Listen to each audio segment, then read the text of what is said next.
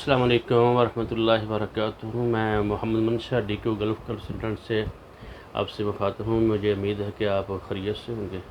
तो हम बात करते रहते हैं वीज़े के मतलब, इटली वीज़ा के मतलब, सऊदी एम्बेसी के मतलब, और आज हम बात करेंगे वर्क वीज़ा जो है ये इटली में जो होता है वर्क वीज़े के मतलब। उसमें ये बात होती है कि दो वीज़ों की यदि कैटेगरी होती है, एक सीज़नल होता है, एक नॉन सीज़नल होता है।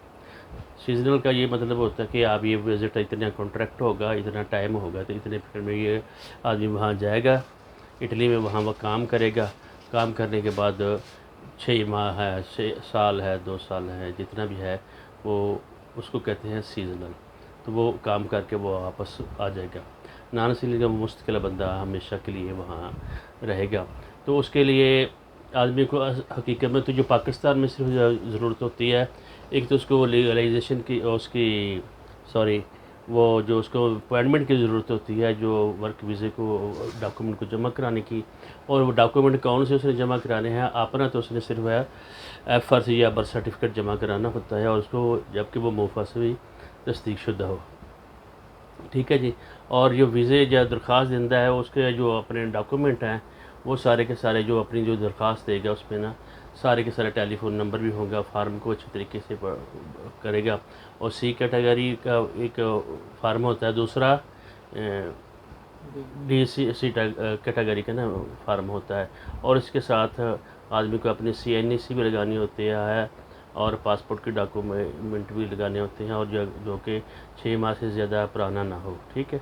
और जो आदमी उसको वीज़ा दे रहा है उसकी तमाम की तमाम दस्तावेज़ात उसके साथ होनी चाहिए, उसके चैम्बर ऑफ कॉमर्स की और सारी की मालूमात उसकी टोटल की टोटल होनी चाहिए।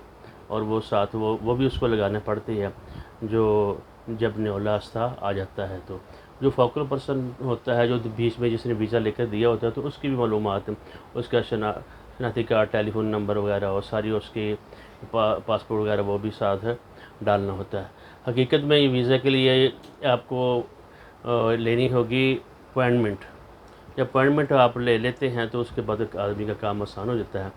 फिर उसके बाद वो आदमी का यानी उससे कुछ सवालात करेंगे, उस सवालात में वो कामयाबी हो जाता है तो वो उसको इंशाल्लाह वो वीज़ा दे देंगे। इसके साथ साथ जो बंदा जा रहा है, जिसका न्योलास्ता आया हुआ है, उसकी आखिरी डिग्री जो है ना वो भी उसने उनके साथ लगानी थी, FRC के साथ, और जिसको ना फैमिली रजिस्ट्रेशन सर्टिफिकेट कहते हैं।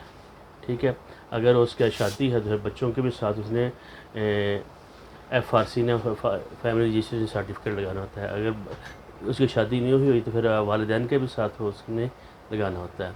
तो इसलिए ये सारी कुछ चीज़ें हैं जो मैंने आपको बताने चाहता था, और इंशाअल्लाह अज़ीज़ आपको इससे काफ़ी सारा फ़ायदा होगा। तो अपॉइंटमेंट लेने के बाद यानी BLS से वर्क वीज़ा की अपॉइंटमेंट आप जब ले लेंगे, जो डॉक्यूमेंट जो है फ़ारसी वो से सारी फ़ाइल बना कर रेडी करके, और जो फार्म है C और D कैटेगरी का वो सारे उसको जमा करा आपने कराना होगा। तो इंशाल्लाह आपको कुछ हफ्ते में ये वीज़ा मिल जाएगा। अस्सलाम वालेकुम वरहमतुल्लाहि वबरकातुहू।